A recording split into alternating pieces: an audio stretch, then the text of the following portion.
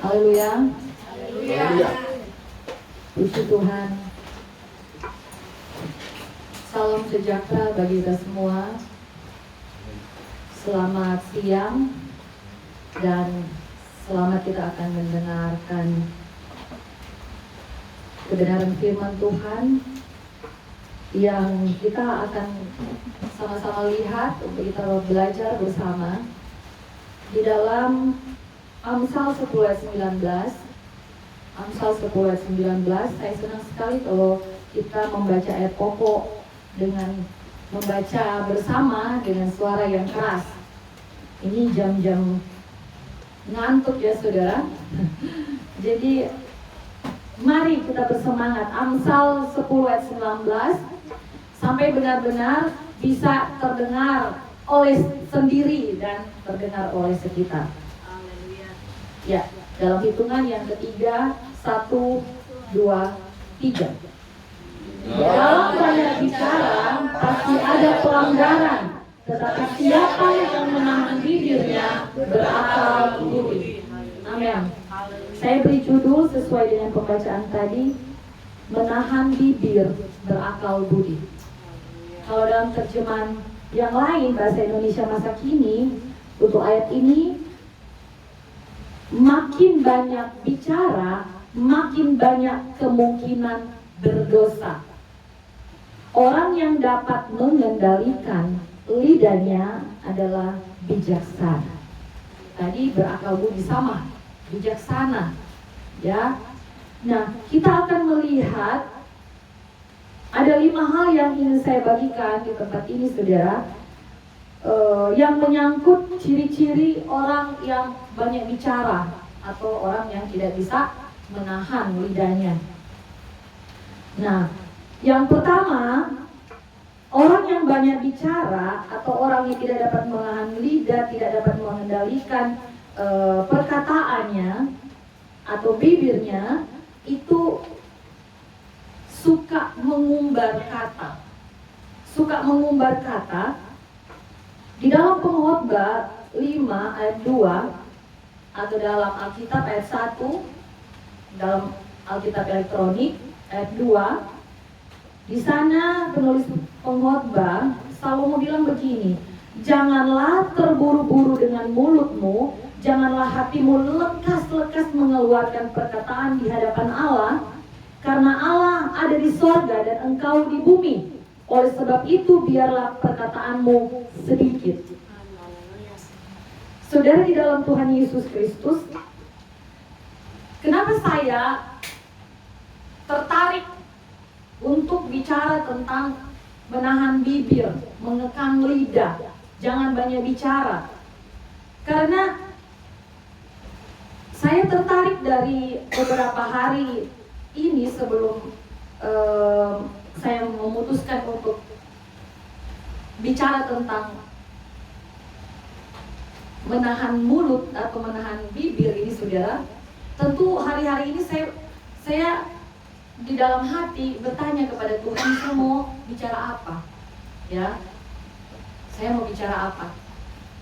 Akhirnya saya bergumul itu, kemudian saya ingat atau diingatkan Tuhan pada seorang hakim-hakim yang bernama Yefta.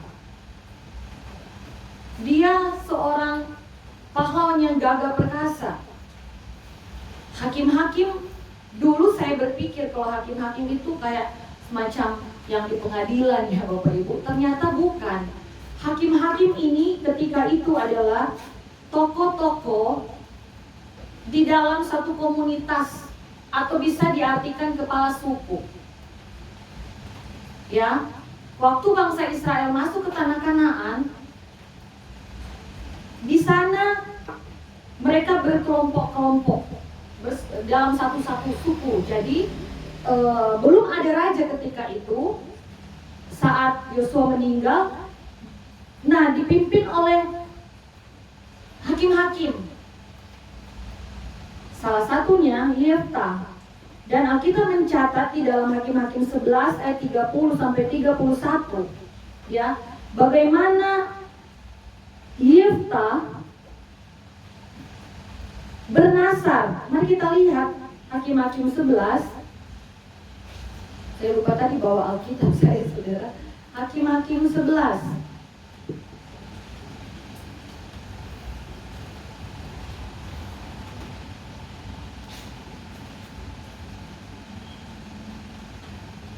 Kalau ada yang sudah dahulu bisa baca Hakim-Hakim 11.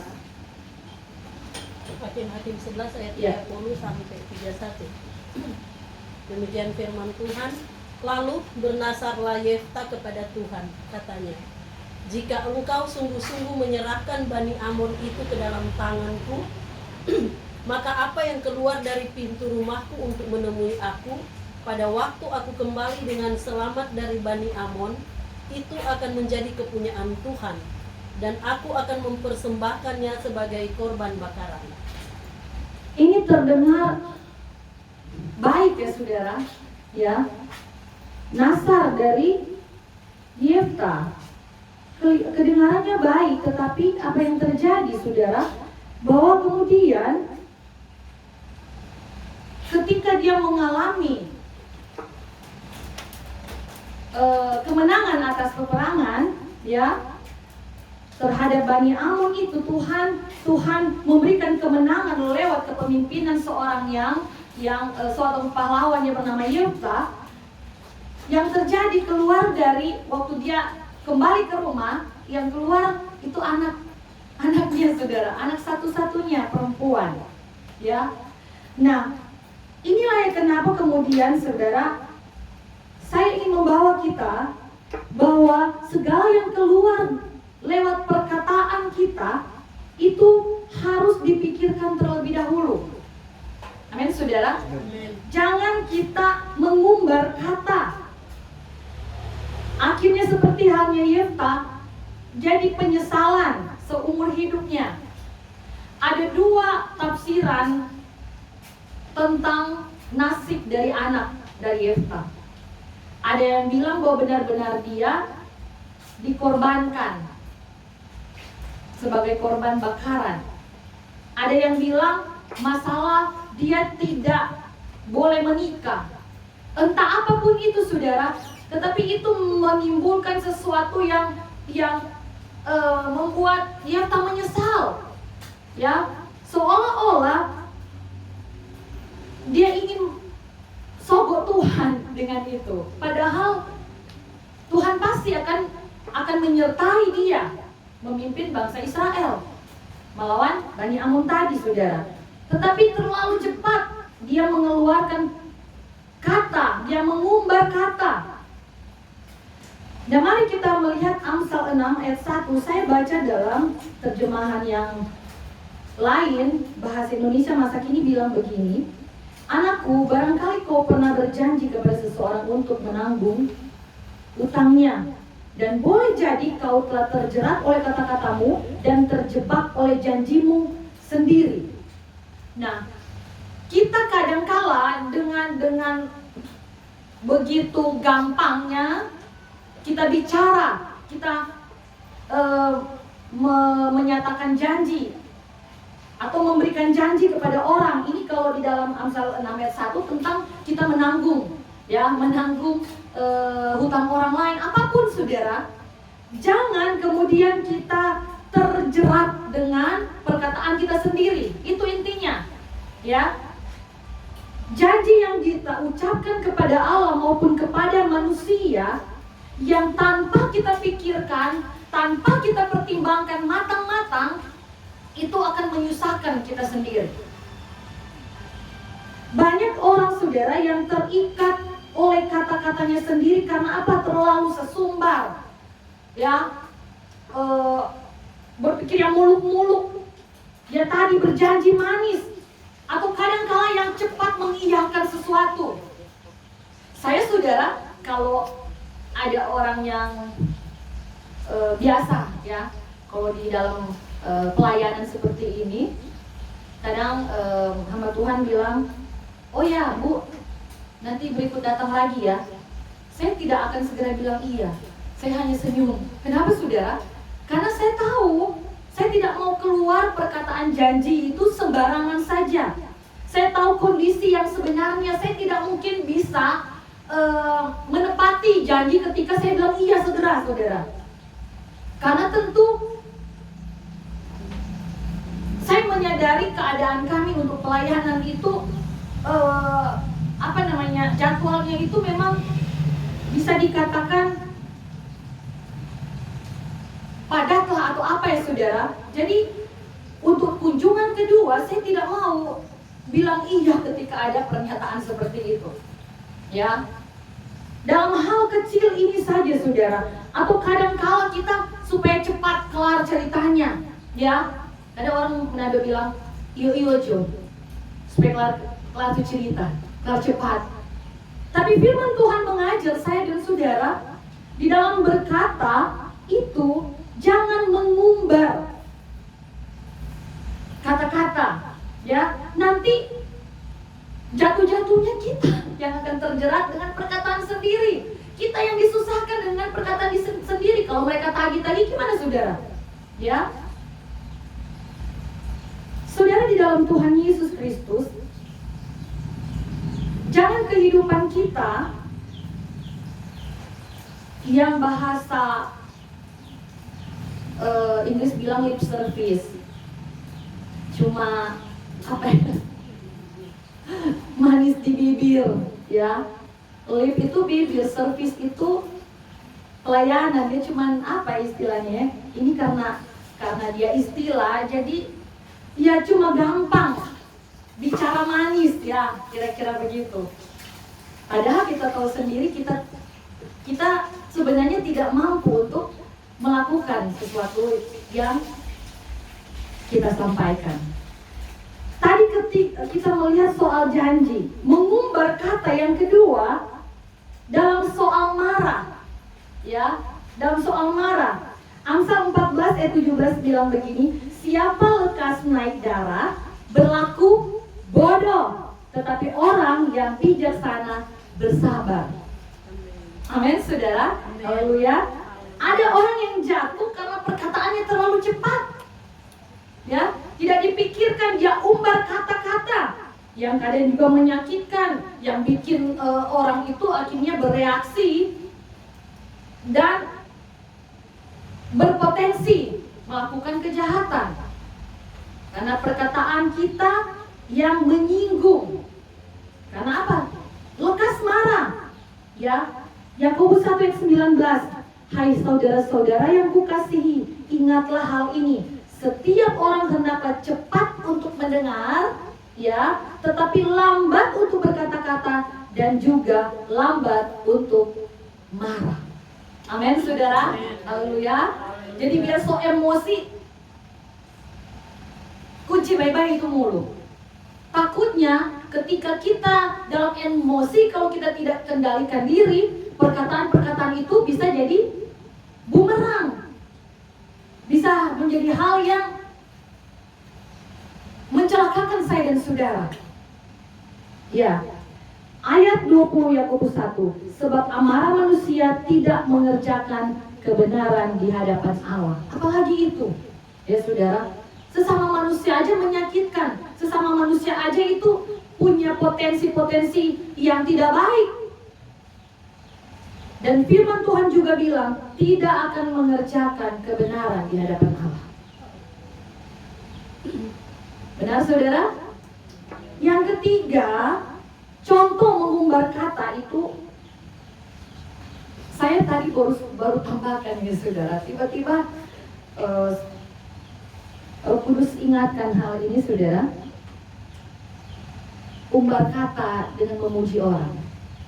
Oh, cepat sekali saudara. Memuji, ya. Saya tipe orang yang kalau dipuji saya agak risih ya saudara. Tapi ada orang-orang yang saya perhatikan gampang sekali memuji. Bagus untuk memuji, untuk menaikkan kepercayaan diri orang lain. Tapi kalau terlalu gampang, terlalu cepat memuji, jangan-jangan dia punya tujuan atau motivasi yang tidak baik atau salah, ya. Orang puji-puji supaya orang mau baik akang. karena terlalu cepat memuji, saudara. Ada kecenderungan seperti itu. Mari kita melihat terjemahan sederhana Indonesia versi yang ketiga. Itu Amsal 28:23 bilang begini. Orang yang menegur sesamanya dengan terus terang pada akhirnya akan lebih disukai daripada orang yang memuji dengan tidak tulus. Itu dia. Kalau orang yang memuji dengan tulus, dia akan lihat ini pujian benar tidak sesuai dengan keadaannya. Jadi betul nggak saya memuji? Ya. Dengan orang yang dipuji itu, ucapan saya untuk orang itu tepat atau tidak, benar atau tidak? Pujian saya ini sesuai dengan keadaan orang tersebut atau tidak? Amin, saudara. Harus ditimbang-timbang. Karena kalau engkau terlalu cepat memuji, kecenderungan pujianmu tidak tulus. Ada udang di balik batu. Haleluya. Jadi bagian pertama kita belajar, jangan menjadi pengumbar janji, emosi, dan juga pujian. Yang kedua, bocor mulut. Bocor mulut. Ini apa, saudara? Ya, bocor mulut saya perhatikan dalam literaturnya, saudara. Bocor mulut itu adalah orang yang tidak dapat menyimpan rahasia atau suka membocorkan hal-hal yang seharusnya dirahasiakan. Itu bocor mulut, ya. Ciri-cirinya apa? Informasi yang disampaikan sebenarnya benar, fakta, tetapi disampaikan kepada orang yang salah di waktu yang tidak tepat. Ngapain juga, saudara? Ya, kita menjadi orang yang menyampaikan hal-hal memang kebenaran, tetapi salah sasaran. Waktunya tidak tepat, saudara. Atau bukan kepentingan kita. Itu dia namanya bocor mulut. Amsal bilang begini. Amsal 20:19, siapa mengumpat membuka rahasia, sebab itu janganlah engkau bergaul dengan orang yang bocor mulut. Amsal juga sudah bilang ini untuk kita tidak bergaul dengan orang yang bocor mulut, apalagi kita sendiri bocor mulut. Benar ya, saudara? Ya. Dalam hal positif, baik rahasia sendiri maupun rahasia orang lain, kita tidak boleh bocor mulut. Contoh, saudara, untuk rahasia sendiri, Simpson, dia buka rahasianya kepada Delila. Akhirnya apa? Ya, dia kena akibatnya, menghancurkan hidupnya. Itu tentang rahasia kita, ya. Jadi harus pintar untuk menjaga rahasia juga, saudara. Kalau rahasia itu tidak bermanfaat bagi orang lain, ngapain kita cerita-cerita, saudara? Ya, apalagi itu mendatangkan hal yang menghancurkan hidup kita. Orang itu tidak berkepentingan terhadap kita, malah dengan kita membuka rahasia kepada orang yang salah menghancurkan hidup kita. Yang kedua, kita melihat bahwa kita juga, saudara, untuk belajar tidak bocor mulut terhadap rahasia yang dipercayakan orang lain kepada kita. Ya. Markus 1:44-45, Yesus bilang kepada mereka yang disembuhkan, yang mengalami mujizat, jangan beritahukan siapa-siapa, ya. Tetapi mereka mengabarkannya. Sebenarnya dalam hal yang baik tentu ya, saudara, ini baik. Mengabarkan, menceritakan pengalaman hidup. Tetapi ketika dilarang, tentu ada sesuatu yang seharusnya kita rahasiakan. Itu dipercayakan hanya kepada kita. Ya. Ada orang-orang tertentu yang tidak dipercayakan hal yang sama seperti Tuhan mempercayakan kepada kita. Buktinya apa, saudara? Akhirnya yang terjadi, Yesus tidak bebas bergerak. Yesus tidak bebas masuk di dalam kota. dalam hal yang positif sebenarnya. Kita pun diajar untuk tidak bocor mulut. Dalam hal negatif, Amsal 20 ayat 19 ini sendiri saudara, saya akan baca dengan cepat ya, dalam terjemahan-terjemahan yang lain. Ya, terjemahan ayatnya bilang begini, dia yang berjalan-jalan menyebarkan fitnah, membuka rahasia. ELT 3, orang yang menyingkapkan rahasia berjalan sebagai seorang penggunci. Ini artinya apa? Membicarakan rahasia orang, aib orang kesana kemari, jalan-jalan gitu saudara. Ya. Terjemahan lama bilang begini, barang siapa yang berjalan kesana kemari dengan membawa mulut. Orang Manado punya istilah apa ini membawa mulut? Antar mulut. Ya, Carlota. Ini juga bocor mulut saudara. Ya. Kadang mengadu domba kesana kemari, membawa mulut ini bicara tentang adu domba juga. Kemudian apa saudara? Terjemahan lain juga bilang, terjemahan sederhana Indonesia, jangan berteman untuk Amsal 20 ayat 19 dengan orang yang terlalu banyak bicara. Mereka suka bergosip dan tak akan dapat menyimpan rahasia. Amsal 20 ayat 19 kalau dalam bahasa Inggrisnya yang bilang menyingkapkan rahasia berjalan itu, dia pakai kata telebirier, ya, atau tukang gosip. Firman Tuhan bilang jangan berteman,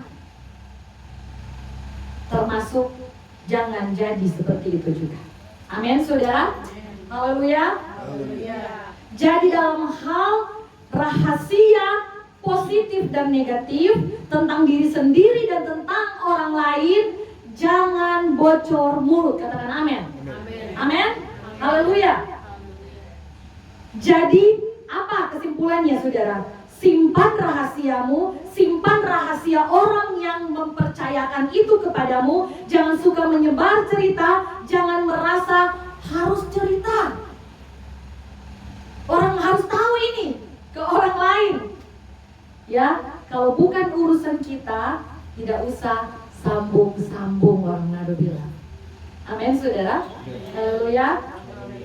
Karena apa? Karena tidak semua cerita harus semua orang tahu. Tidak semua orang tepat untuk menjadi pendengar. Tidak semua hal itu urusan kita. Jadi saudara apa saudara? Jangan bilang urusan. Amin. Yang ketiga, ya.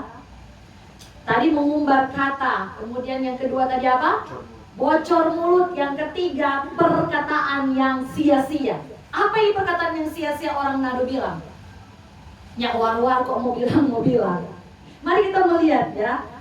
Definisi perkataan yang sia-sia ini adalah perkataan yang tidak bermanfaat, tidak membangun, dan juga satu hal, tidak mendatangkan berkat.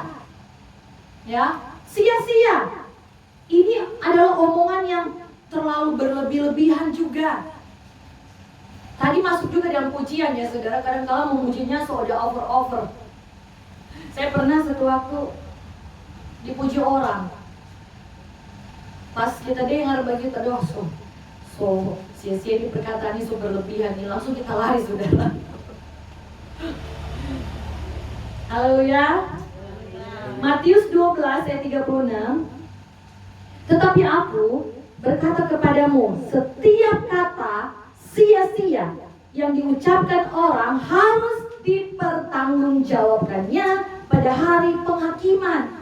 Jadi perkataan-perkataan yang tidak mengandung berkat, perkataan-perkataan yang tidak membangun, perkataan-perkataan yang tidak mendapat atau membawa manfaat, lebih baik tidak usah dikatakan saudara. Sebaliknya kita memperkatakan perkataan berkat, amin saudara, yang membangun, yang membuat orang itu percaya diri, jadi semangat lagi saudara, daripada yang sia-sia itu. Amin saudara. Haleluya. Haleluya. Karena apa? Ternyata ada pertanggungjawaban terhadap kata-kata yang sia-sia tadi. Amin. Ini perkataan Tuhan Yesus loh saudara. Ketika Tuhan Yesus menanggapi tuduhan jahat dari orang Farisi. Kata sia-sia, mari kita belajar dari bahasa Yunani, ya. Argos.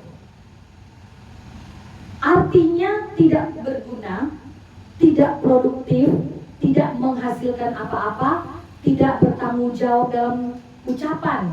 Itu bicara tentang juga tuduhan dan fitnah. Ya. Jadi jangan kita bicara atau sesuatu keluar dari mulut kita, perkataan kita yang tanpa tujuan, tanpa kebenaran, tanpa tanggung jawab tadi. Nah, bertanggung jawab saudara. Ya, tidak membangun, tidak memberi manfaat, yang tidak menguatkan. Ucapan kita jangan ceroboh dan sembarangan. Jadi sekali lagi, bicara itu harus dipikirkan. Jangan keluar dari mulut sesuatu perkataan itu tanpa mempertimbangkan dampaknya terlebih dahulu. Itu orang berhikmat. Dia tak mau perkataannya sia-sia. Ya, dia mau berdampak yang baik. Amin. Efesus 4 ayat 29. Janganlah ada perkataan kotor keluar dari mulutmu, tetapi pakailah perkataan yang baik, ya, untuk membangun di mana perlu, supaya mereka yang mendengarnya beroleh kasih karunia. Mendatangkan berkat perkataan kita. Terjemahan dalam Indonesia Modern Bible IMB bilang begini, perkataan yang sia-sia janganlah keluar dari mulutmu, tetapi katakanlah hal-hal yang baik yang dibutuhkan untuk membangun, yang dapat memberikan anugerah bagi yang mendengarkannya. Amin. Haleluya. Sekali lagi, pertimbangkan apa yang keluar dari mulut kita, itu membangun atau sia-sia, atau istilahnya mengisi udara. Mengisi udara, saudara. Gunakan mulut untuk menguatkan orang lain, menghibur orang lain, mengatakan kebenaran, dan menjadi berkat. Karena Pengkhotbah 6 ayat 11 bilang, saudara, karena makin banyak kata-kata, makin banyak kesia-siaan. Apakah faedahnya untuk manusia? Ya, kalau tidak ada faedahnya, lebih baik diam. Coba bilang kiri kanan, supaya tak mengantuk. Kalau tak berfaedah, lebih baik diam.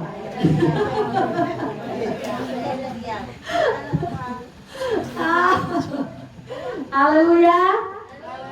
Yang keempat, ini sudah lebih dari setengah ya, ada 5. 2 lagi saudara.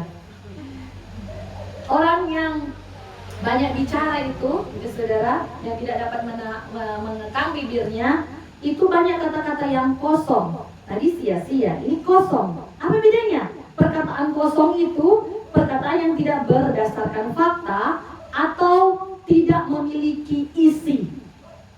Yang ada isi itu perkataan itu, saudara. Ya.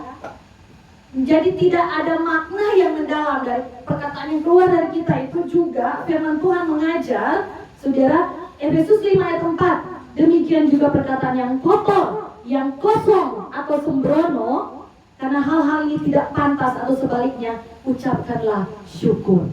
Lebih baik apa saudara?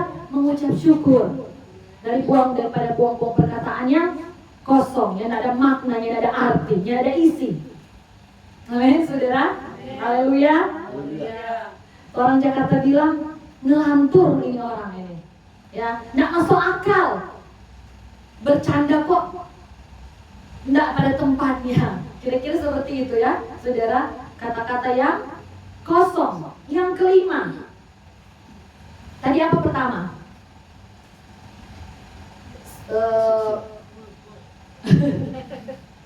Yang pertama itu mengumbar kata. Kemudian yang bocor mulut, berkata sia-sia, perkataan kosong. Yang kelima, Terakhir, kata yang asal-asal saja. Asal-asalan. Iya, seperti itu. Asbun. Ya, tidak sesuai. Ya. Ini artinya apa? Perkataan yang diucapkan sembarangan, tidak dipikirkan dahulu dampak dan kebenarannya.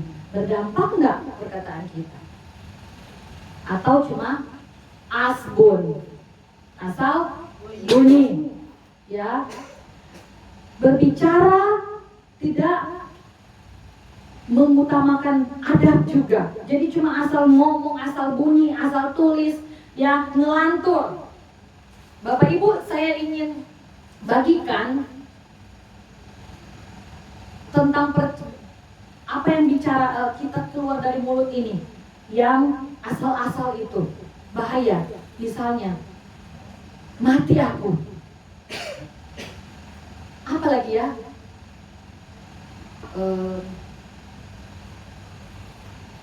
Apa yang biasa orang bilang itu? Pesoe. Kira-kira begitu, saudara.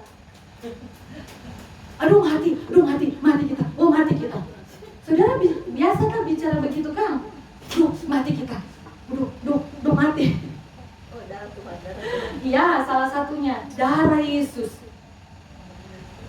Ada sesuatu, saudara, yang harusnya kita kendalikan dalam mulut kita ketika kita bicara tentang apa? Darah Yesus jangan asal-asal keluar, saudara. Orang baku sedo yang nak mau war-war atau pokoknya nak cocok lah, saudara mau bilang darah Yesus. Apa darah Yesus? Saudara, darah Yesus itu sebentar pasca. Coba pahami itu. Ya, amin saudara. Jangan asal-asal keluar dari mulut kita. Termasuk yang amin tadi. Amin bisa berkata benar, begitu. Tapi lebih kepada, saudara, saya bilang sama suami, misalnya ada yang bersaksi begini, saudara-saudara, saya pernah jatuh dalam persinahan. Amin, saudara.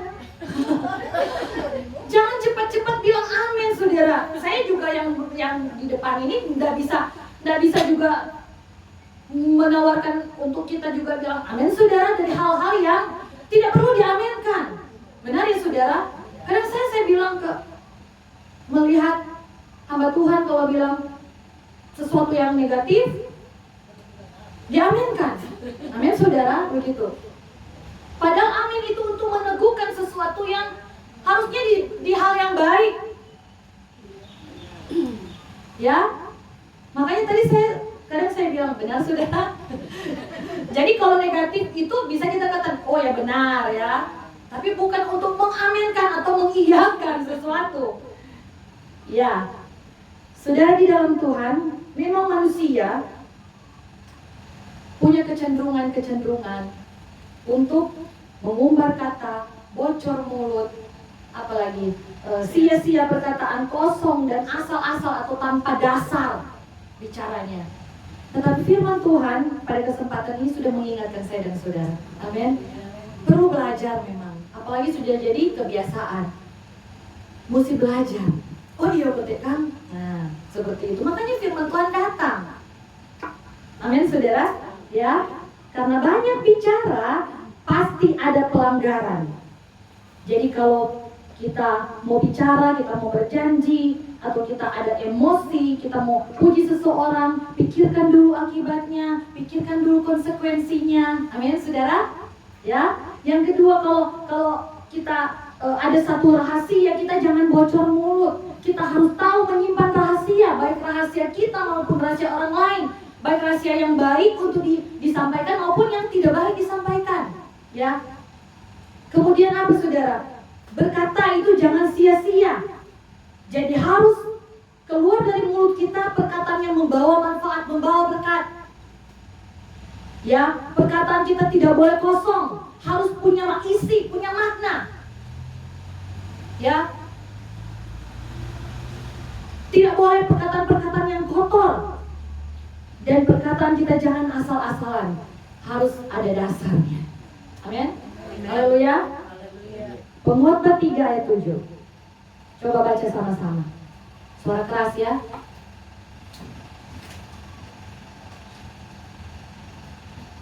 Yang sudah dapat,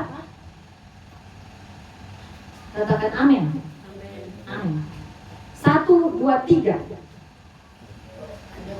Ada waktu untuk berdiam diri, ada waktu untuk bicara. Nah, kalau ada waktu berarti jangan langsung bicara. Pikirkan dulu, pertimbangkan dulu, renungkan dulu. Ada Roh Kudus kan saudara? Roh Kudus akan bantu saya dan saudara. Karena orang Kristen bukan hanya tahu bicara, tetapi juga tahu kapan harus diam. Haleluya. Firman Tuhan yang kita sudah baca tadi, menahan bibir itu bagian dari orang yang berakal budi. Ciri orang yang bijaksana. Matius 15 ayat 11, bukan yang masuk ke dalam mulut yang menajiskan orang, melainkan yang keluar dari mulut itulah yang menajiskan orang. Ini menegaskan apa? Bahaya perkataan yang tidak dijaga. Ya,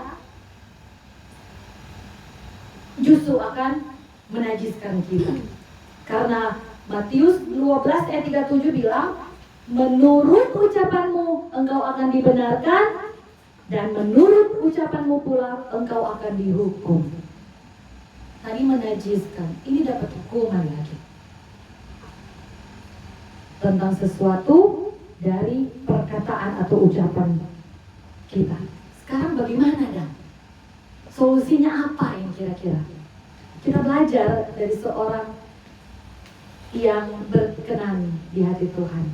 Tuhan bilang, a man after my own heart. Separuh hatiku. Tuhan bilang kepada Daud, ya.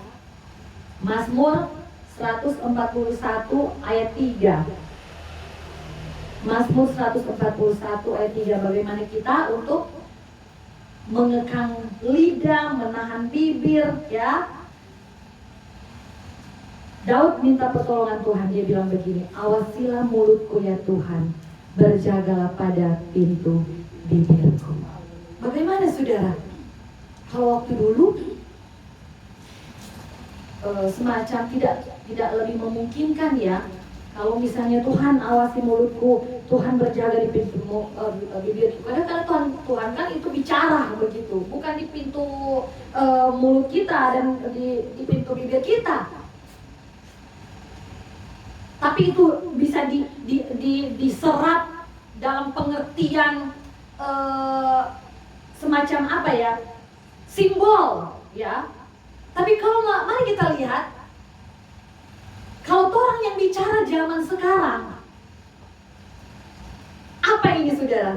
Lebih mengena, karena kan ada Roh Kudus di hati, amin saudara. Jadi Roh Kudus, tolong awasi mulut, ya. Kan kalau dari keluar dari mulut itu berdasar dari hati. Kalau Tuhan lewat Roh Kudus menguasai kita, Roh Kudus kan penolong. Tapi perlu juga kita seperti Daud yang bilang, Tuhan awasi mulutku, Tuhan berjaga pada pintu bibirku. Karena Tuhan itu kasih kita apa? Kehendak bebas. Kalau kita tidak membutuhkan Tuhan, ya, ini adalah kerendah hatian seorang yang bernama Daud yang mau minta Tuhan tolong saya. Tuhan, saya tidak mampu. Demikian saya dan saudara. Saya juga manusia yang punya kecenderungan untuk bicara yang seperti tadi, tidak menahan bibir, banyak bicara. Tetapi saya mau belajar dari Daud yang minta pertolongan Tuhan agar saya mampu menahan diri dari dosa lidah. Haleluya saudara, haleluya. Saya ya, perkataannya saudara, kita harus menyadari bahwa itu kan mencerminkan hati kita, ya. Tadi yang keluar dari dalam itu yang menajiskan, ya. Kita sudah baca tadi saudara, Jadi menyadari perkataan mencerminkan hati harusnya membuat kita perlu penjagaan agar perkataan kita tetap selaras dengan kehendak Tuhan. Katakan amin. Haleluya. Menahan bibir berakal budi, itu juga bicara tentang integritas. Ya. Yang terakhir, saudara, ada seorang yang dipercayakan Tuhan, yang dipinjam rahimnya untuk melahirkan Yesus, Maria. Apa dia bilang? Lukas 2 ayat 19. Tetapi Maria menyimpan segala perkara itu di dalam hatinya dan merenungkannya. Ini tentang berita-berita yang sukacita juga. Kita perlu untuk menyimpan dalam hati, merenungkan, ya. Perlu nggak kita merespon orang yang bicara hal baik atau memuji kita? Perlukah itu? Tapi satu hal kita juga belajar dari Maria, dia renungkan itu. Karena kalau dapat berita yang baik itu, pujian-pujian dari orang kadang-kadang itu bikin sombong kita. Tiba-tiba keluar dari mulut kita, kita nggak sadar itu kesombongan. Lebih baik kita menyimpan semua dalam hati dan merenungkan itu. Ya, karena di dalam banyak bicara pasti ada pelanggaran, tetapi siapa menahan bibirnya berakal budi. Terjemahan yang saya baca tadi pertama, bahasa Indonesia masa kini bilang, makin banyak bicara, makin banyak kemungkinan berdosa. Orang yang dapat mengendalikan lidahnya adalah bijaksana. Haleluya. Puji Tuhan. Firman Tuhan saya sampaikan di sini. Tetapi satu hal yang ingin saya kembali ingatkan, kita tidak mampu, saudara, untuk menahan bibir kita. Kita tidak mampu untuk tidak bicara, ya. Cenderung kita banyak bicara, cenderung kita tidak dapat mengekang perkataan kita. Tetapi kita minta, sebagaimana Daud yang minta kepada Tuhan, ya Roh Kudus, berjagalah di pintu bibirku. Amin. Haleluya. Mari sama-sama, saudara. Sebelum mengakhiri, dan saya serahkan kepada penanggung jawab, saya rindu kita akan baca Mazmur 141 ayat 3 tanpa mengeluarkan perkataan, ya, di dalam hati. Mazmur 141 ayat 3 di dalam hati saja. Mulai.